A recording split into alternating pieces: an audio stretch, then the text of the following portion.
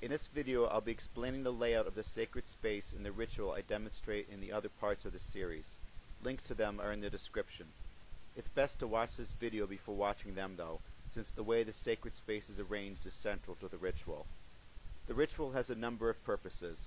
It's designed to create and strengthen a connection with the gods and goddesses, the ancestors, and the nature spirits, who are collectively called the kindreds.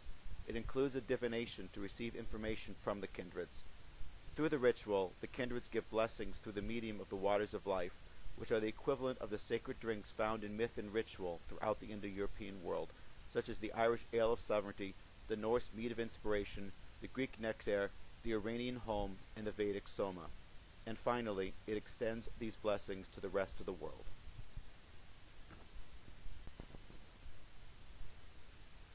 In the ritual, space and the movement of items between locations are even more important than the words that are said and hold most of the meaning. It is therefore necessary to understand the layout of the space and why things are where they are. The organizing principle of the space is that there are varying degrees of sacredness. The rules it uses are that up is more sacred than down, right is more sacred than left, east is more sacred than west, the center is more sacred than the outside, vertical is more sacred than horizontal, and there is a liminal zone between the sacred and the mundane, which is referred to as the ritual zone, because the most important actions will take place either in this area or in relation to it. The ritualist sits outside the main sacred space, facing east, but enters into it partially to perform the ritual acts. There are also non-spatial principles at work. These are that fire is the way gifts are given to the kindreds and the way they give blessings to us. Identity and connection can be determined by items touching. Relationships operate through reciprocal giving, and aesthetics have spiritual significance. The sizes and heights of the objects need to have a practical relationship. That is, they have to fit on the board in their proper places, and an aesthetic one. They have to be harmonious in proportions. They can be made of anything and decorated in any way, provided they harmonize and are individually beautiful. I used silver and glass because I already had a lot of ritual gear like that, and because I think they look beautiful together. Although there are a lot of items used, they can be acquired for little if you know where to look. Most of what I use is bought at yard sales and thrift shops. The items are arranged according to a combination of the spatial principles, practicality, and aesthetics of the movements of the ritual. Everything is arranged on or in relationship to the altar, which is a low table. It has to be low so you can kneel or sit at it easily, and so that its height isn't significantly different than the height of the lamp stand. I used a cutting board on 2 stools. I bought the stools at a craft store. I've also seen them at unfinished furniture store. This is the plan then. The floor is the mundane region, with the left being the most mundane. There are 2 pitchers placed here, one with the milk which will be offered to the house spirits, and one with the drink that will be offered to the kindreds and then become the waters of life. These are placed in the mundane region because they are what will be given from our world to the sacred, so they go from the mundane into the sacred. The pitchers are arranged next to each other in a horizontal and thus mundane way. For practical and aesthetic reasons, they are in the order of use. Small pitchers like this are part of sugar and creamer sets, which you can get at kitchen supply stores. The sugar bowls that come with them can be used as offering bowls. The sizes of the pitcher and bowl of cream and sugar sets usually correspond in such a way that a reasonable amount of liquid in the creamer will fit nicely in the sugar bowl. Above them is a ladle, which will be used to measure out the kindred share of the waters of life. Because it is used in a mundane way, it goes on this side of the floor. It is placed above the pitchers because it will be used after them. On the floor at the middle, that is in front of the ritualist, is a box of matches.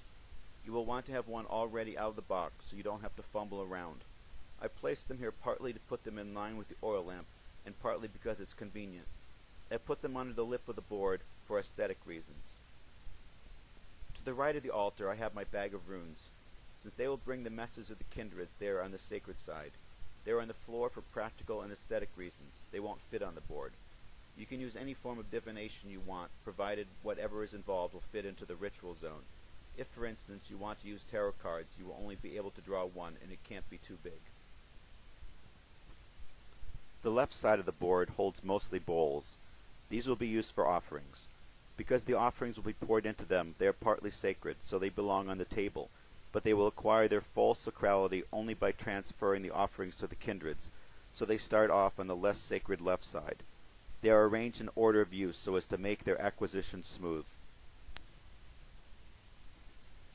In the very center of the board is a stand with an oil lamp on it. The stand is the kind used for merchandise display. I bought it in an antique store that also sold supplies for dealers. Usable stands are also sometimes found at craft stores. As the highest and most central spot, the stand is the appropriate location for the sacred fire, which will be the means by which your gifts will go to the kindreds, and the kindred's blessings will come to you. In front of the stand is the ritual zone, which I've marked here with skewers to show its extent. The skewers won't be there in the ritual. The zone's edges are determined by the base of the stand and the bottom edge of the board. This is where most of the ritual actions will take place. The right, sacred part of the table is mostly empty at the beginning of the ritual, but will hold various items at times during it. At the start, there are 3 tokens, one for each of the kindreds. These can be anything you associate with the kindreds. For instance, you could use a crystal for the deities, a stone from a cemetery for the ancestors, and a moss agate or fossil for the nature spirits. In keeping with the rest of my equipment, I use glass drops on which I've painted symbols in silver. They go on the upper eastern side, arranged vertically.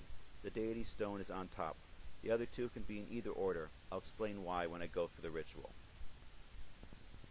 At the bottom right of the table is a small dish which will hold the burnt match and the ladle after it is used. It's in the shape of a leaf, not for any symbolic reasons, but because I already had a dish like that which was a convenient and harmonious size and which I thought was pretty.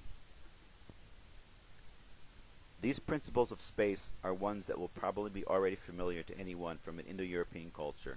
Regardless, as you practice the ritual regularly, they will come to seem natural to you, and to require as little translation as words in your native tongue.